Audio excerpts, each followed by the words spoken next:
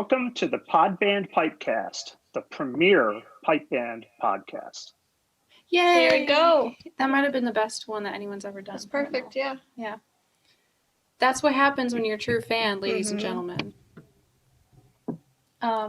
So today we have Mr. Todd Norris on the podcast. Not to be confused with Chuck Norris, his uncle. Right. May or may not actually be his uncle, but that's okay. You're willing to find out. Todd is a Podband Pipecast superfan, as we've said before, ladies and gentlemen. If you've listened to our, I believe he was on the Family Feud episode, first of all. Yes. And then also on the birthday episode, yes. Our 1-year birthday episode. Go back and watch those, / listen to those if you haven't yet, because they're wonderful. And then you will know who Todd is. But tonight we're also going today. Oh, jeez. I said tonight. It's okay. I'm breaking the fourth wall. Who knows when we're going to post it? But today, we're going to talk to Todd and get to know Todd even better through some of these questions about his drumming experience, which I think you'll find is quite extensive. Yes. No spoilers. I'm not going to give anything away. Just listen and it'll happen. Yeah.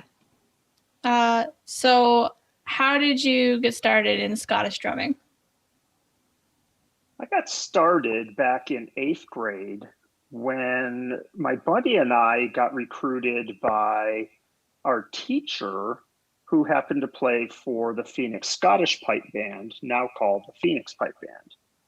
And they really needed some young folks to help come in. There was only 1 or 2 young pipers and no young drummers. And my friend went first, and he really liked it and suggested I come try it out too.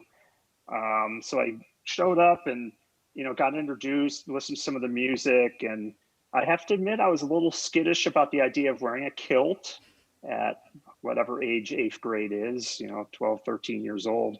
But we stuck it out, and I must have spent probably a good 3 years doing that. I did some tenor at the very beginning and then moved over to snare with my buddy.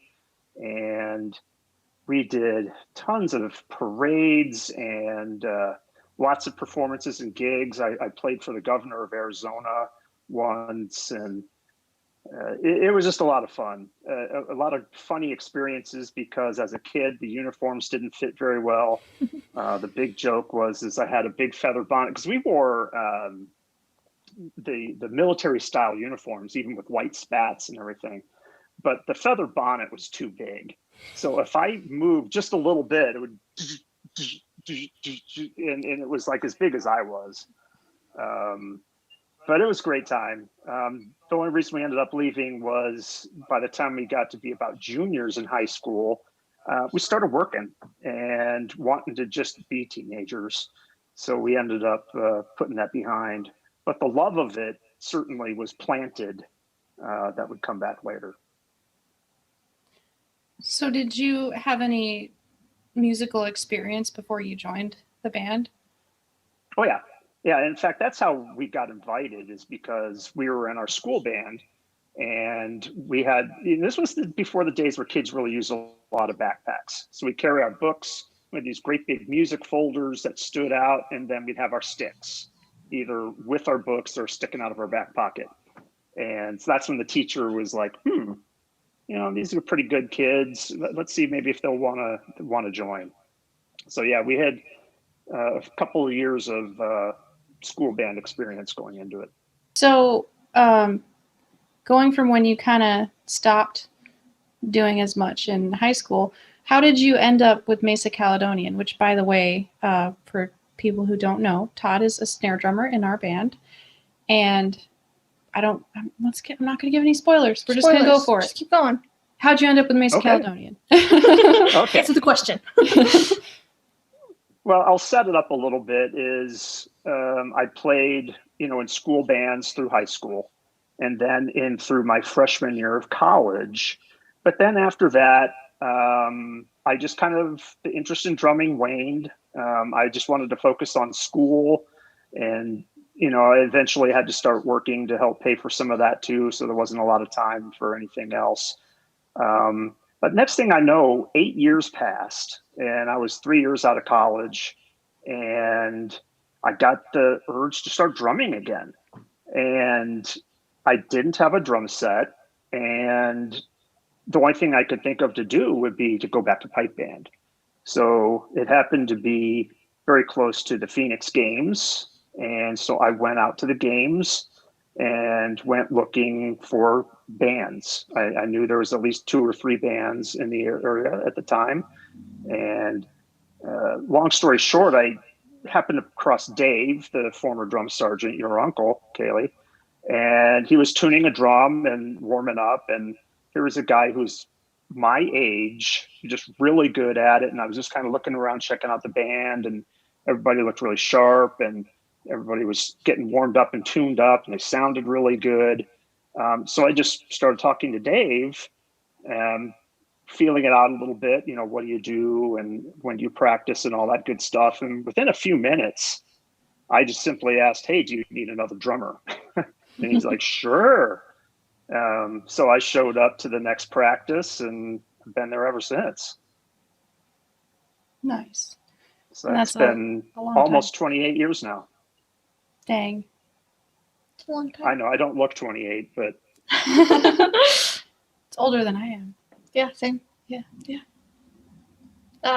But enough making him feel old. So you were the drum sergeant for the Mesa Caledonian's grade 4 band in the mid 2000s. How did that happen? How'd you get there? Okay. Well, actually, if I said that correctly, I was drum sergeant for grade 4 in the mid 90s also. Where did you get these facts? I'm sorry. How dare you? So where I got these facts were, I remembered that Todd was the drum sergeant when I first joined the band because I joined our grade 4 band, and that's how I started learning. So right, that's Todd correct. was technically my first drum sergeant. Oh, I never thought of it that way. But when you were a wee lass, before you had any cares or interest in the pipe band other than it was some place to go and run around and play in the kiddie land, we needed a drum sergeant for the grade 4 band. So I did it. And I jumped in. At that point, I'd only been in the band for a couple of years, I think. But I was able to, probably because the average age of the other grade 4 snare drummers was significantly less than me, because by that time I would have been, you know, pushing 30 probably, or, you know, late 20s, probably what your age at now. And did that for a couple of years. And it's so long ago that we need someone like Kevin Conquest or your mom to help fill in some of the memory gaps because it all just runs together. But we did it for a few years. There was one season in particular that was really interesting because I played in both the grade 3 and the grade 4. And that made for some very hectic competition days. Yeah. I remember needing to warm up and run through with my grade 4 folks. And during a break, I would run over and try to play the set with the grade 3 guys. And then that was about all I got. Is then I'd run back, keep working the grade 4s up for competition, go do the competition, come out, and there'd be maybe 20 minutes before grade 3 had to compete. And so I'd run and do that. And by the end of the day, I was like, or by the end of that season, I was like, we can't do that. And then sometime after that, I think that's when the grade 4 split off to form their own band for a while before coming back. So I didn't do that until, to your point, in the mid 2000s. That was around 2006 because we went to Worlds in 07, if my memory serves.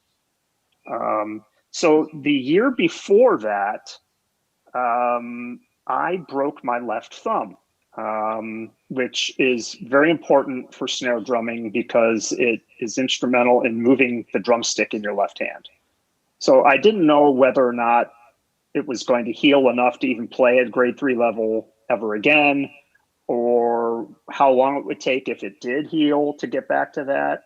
And as I was coming back and trying to work it back into shape, that's when the grade 4 band was coming back in to be part of Mesa Caledonian.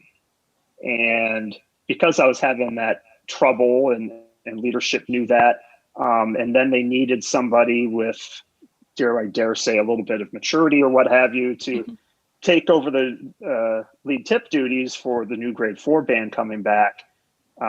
They pulled me aside one night, and they were afraid maybe I wasn't going to want to do it or whatever. But as soon as they asked, without hesitation, I said, yes, I'll do it. That's perfect. It's exactly what I can do right now. So what was great about that is that was probably November, December, and we were going to Scotland in August, the following August. So we just got to work. We worked up a set, competed it once or twice stateside, and then off we went. And the band did great. I mean, you guys, Kaylee, with your midsection and bass, took best overall. Nice. I think the band was just right out of the prize list. Must have been 7th or 8th place, perhaps, which for a first time out is just stupendous. So it was just a wonderful experience. And I did that for several more years. I can't even, again, remember exactly what happened. I think there might have been another period where we didn't have a grade 4, or there was another candidate who kind of was a natural fit for that. But then I ended up going back to grade 3 and have been there ever since. But my experiences as a drum sergeant were just fantastic. Well, cool. That leads us into our our next question. What did you learn from being a drum sergeant? It taught me a lot. Let's see. First, it made me stop and think about how to take a group of random people and get them coalesced into a team that all wanted to try to achieve the same goal. It's different than when you're leading at a job, say, where everybody's getting paid. So there's at least a little bit of incentive for people to want to be a team player. But in a pipe band or in a volunteer kind of organization, it's really up to a leader to rally people around him or her. And I was fortunate to have a wonderful group of people in the grade 4, and people because I had to spend so much time focusing on the snare drums. I think, Kaylee, that's how you ended up, increasing your leadership by basically taking over the mids, or at least really having a strong influence over there. And so there was the leadership part of it. Then there was also the teaching aspect of it, which enabled me to kind of rethink things that I take for granted. And that's one thing I've always loved about teaching, was something that I take for granted. I have to stop and deconstruct it and say, how can I have this person? How can I demonstrate it in a way that they'll understand, so that they can do it? So those were the two. And then kind of combining all that together is just the people and the relationships. When you're working for a common goal, and then you can execute against it and have success with it, it's just a great feeling. As a leader, to bring these people up, hopefully help them improve their skill a little bit, but at the very least mesh together well and put on a great performance. That in and of itself was just all the reward that I could get. What did you hate about being a drum sergeant? Well, okay, let's rephrase it. What was the biggest challenge of being a drum sergeant?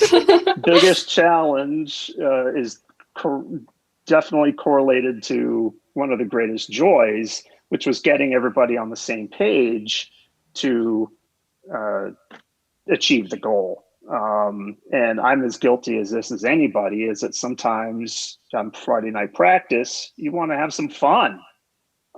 So the biggest challenge was, as a leader, you want to keep everybody working and progressing, because there's always tight timelines to achieve your goals. But at the same time, people want to be in band because it's fun. I mean, that's partly why I'm there. So the biggest challenge is balancing that and, working and understanding each individual to understand what drives them and motivates them and why are they there and how can you help facilitate them getting as much out of it as they can. So that would be the biggest challenge, is making all that happen while keeping the bigger picture of a broader goal like going to Worlds and placing in mind the whole time. Keeping everybody motivated and in tune. One person skips practice for a week or two and the whole group suffers. So how do you let people know that, and try to get everybody at the same level of enthusiasm for wanting to reach that goal? Because you may have somebody who wants to win the Worlds and the other people who just want to play, and that's going to be incompatible for a group that wants to go to Worlds and do well. So you have to manage all that and try to get everybody on board with the goal. And I think especially for the Scotland year trip, we did that. Everybody was equally motivated and happy to be there and happy to work. Do you think the fact that you were actually going to Scotland and it wasn't like one day we'll do this helped get everybody on the same page and motivated? Like seeing it on paper actually happening helped? Definitely. We've been over there as a band, 5 times? And the years that we go, the 12 months or so leading up to that, the energy and enthusiasm is automatically already higher. So yeah, it definitely works in your favor. And that's why I'm glad that we're getting back onto a cadence of getting over there more frequently, so that we can have those long periods of sustained growth and enthusiasm, and just having that big goal as never far away, I think is only going to help us. You say attitude of growth and enthusiasm, and I would also like to add panic, because I think that's what does it too. Because I hadn't thought about it, but putting a band together in 2006 in September, and then going over to the Worlds in August of 2007 was like, can you do this? All panic. All the panic all the time. And I was a kid, so I don't really think of it that way, but I'm sure you and the other leadership was like, oh. Yeah, definitely. That's not to segue too far, but that's something I've learned about myself during COVID, is that I grew accustomed to having my hair on fire a lot and to have to work on short goals that are too short really to make a realistic attempt at things. But I've been operating under that for so long now that there isn't much happening. You would think it was like, oh, this is fantastic, I can be playing all the time, but yet I don't as much, because that urgency isn't there like it usually is. Yeah. But yes, chaos ruled that early going, getting us all put together. But it came together and did really well. Yeah. So, what has been your most memorable experience, or a couple of experiences with pipe band so far? Okay. I think the easiest one has to be the first time the band went over to Scotland. It's just indescribable for something that's, by that point, that was 2001. I've been in the band for 8, 9, 10 years, something, and had talked about it as a possibility from the earliest days I was there, but it was always like, yeah, someday we'll be able to do that. And then all of a sudden we were there. Just everything about it was just so exciting to see that come to fruition, that we were actually able to do this for real. I'll never forget the hours leading up to that first competition. I just had this laser focus, and I just remember basically everything around me disappearing, and I was just focusing on my drum and my sticks and watching Dave and everything. And then we performed, and we came off the field, and everybody was just like, wow, we did it. And there were some tears being shed and whatnot. And I was still in game face mode for a couple of minutes. And I was like, why is everybody all happy and relaxed? We're here to do a job. We're here to, do this stuff. And it took me a few minutes to come out of it. And then when all of a sudden it just snapped, I looked around, I was like, we just competed at the Worlds, and then I went nuts too.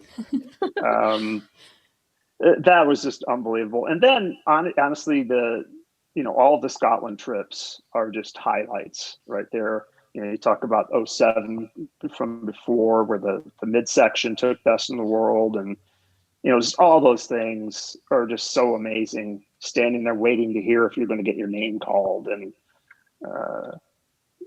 but then there's just tons of other things. Whether it's a couple competitions I remember back in the days, we used to go to Pleasanton, and we had some really good runs there, and then we got to see a lot of grade 1 bands in person. That was before we even went to Scotland. Then some of the gigs, honestly, I think some of my favorite pipe band moments are the times where we can get a bunch of people together to travel to go either to a gig or to a competition in California. In recent years with the Nunez Express, the Caravan.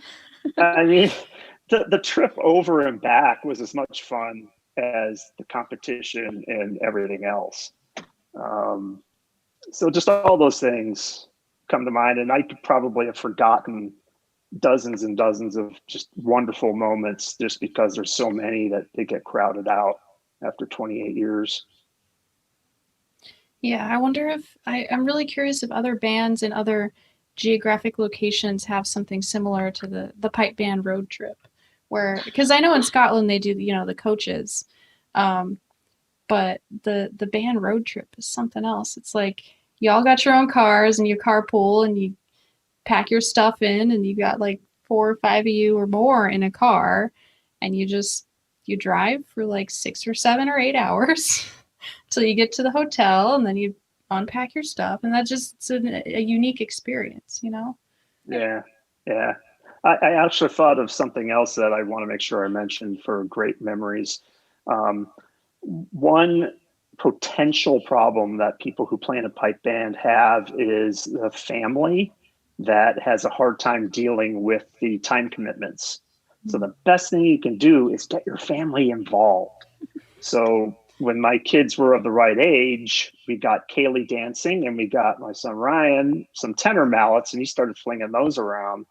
And so that way it was, yay, we're going on our trip to, the games and do our thing. So going to those big competitions and seeing my daughter take medals and whatnot from her dancing. And then I'll never forget in Costa Mesa, the first time that Ryan drummed in the circle with me in a competition. I looked over and there was this little 10-year-old or whatever swinging those mallets around like nobody's business. And it was just fantastic. It was just the greatest thing to be able to do that with your kids. I hope someday you guys will be able to do something similar. Yeah. I bet your mom, the first time you guys came into the circle with your mom, I bet she was really thrilled about that too. Yeah, I'm sure. It's kind of fun because then it's just different, having your family in the circle. I don't know. Mm-hmm. Something about that. For you got aunts and uncles and cousins and everybody else in there. I can't relate. Yeah, I know. Christmas is just like, hey, you got half the band here. Yeah. No, it's funny. What are you most looking forward to about pipe band in the next couple of years? Is just being able to play again. I mean, never could we have possibly imagined that the whole pipe band world and most of the world as we know it anyway would just stop. So clearly getting back to some sense of normalcy with that would be the most exciting thing. But from our band perspective, when we stopped after the Phoenix Games in March, we were on a trajectory unlike we've not had in a long, long time. And that was very exciting. We've got great personnel, very talented and dedicated people. We've gotten, a little bit of a change in philosophy of how we approach our music, which is going to make us so much better, as shown at those Phoenix Games. So I'm really just looking forward to getting that back on track and seeing what that trajectory can really do for us. And I'm convinced that when we go back, it looks like we're going to try to go back to Scotland next year for 2022, that we can really make a splash. it's funny because we think about competition, and I don't consider myself a competitive guy that much. But when it comes to pipe band competition, I really like it. And I like to win. I don't like to go out there and get mopped up and say, oh, I just play for fun. It's like, yeah, I play for fun all the rest of the time. But when there's a competition field, I take it seriously. And I really want to get back in the winners list consistently. And I see that happening in the next few years. Nice. We really stopped on a high before COVID hit, and I hope we can keep that momentum when we go back into it. Yeah. It's going to be a challenge, not just for us, but for everybody. Mm-hmm. But that'll be on us leaders and senior members to help keep that energy and enthusiasm going once things really start to kick off again, so we can rebuild to that and then take it even higher. Mm-hmm. So thank you again, Todd, for being on the show. We're going to have Todd back again next week, right here on Pod Band Pipecast, and he's going to talk about all of the other drumming that he does and how that's similar and how he just loves to drum all the time. Insert meme of the Alex is going to find what I'm talking about. Animal from the Muppets. Drum. Yes. Yes. Gotta put Todd's You got to face. say it like him. He goes, drums. Speaking of, we waited till the end to mention this, but if you would like to be cool like Todd and watch the video recordings of this along with Alex's cool effects like Animal from the Muppets, join our Patreon at patreon.com/podbandpipecast. And for the low price of $5 Plus tax per month, you can watch all the recordings of all of our episodes, and people comment on there about how much they like the show, and it's cool, and we like that. Or, join and comment about how much you hate it. But join first. That's fine too. Yeah. I mean, you're still giving us money, so we can buy some new equipment and Some new mics. Yeah, some new microphones And some Wi-Fi. some better Wi-Fi. It's only had one little incident Yeah, here it's still going. so far, but now that I said that, Jinxed it. we'll see what happens. Okay, we will see you guys next week. Bye. Bye. Thanks for listening, everyone. If you enjoyed this show, then support us on Patreon for exclusive content as well as the video of us recording this. We'll have special exercises we'll be writing as well as tips and tricks with tenor drumming and other instruments to come. Subscribe to us on YouTube for some tenor tutorials and possibly other tutorials later on. And like us on Facebook at Podband Pipecast.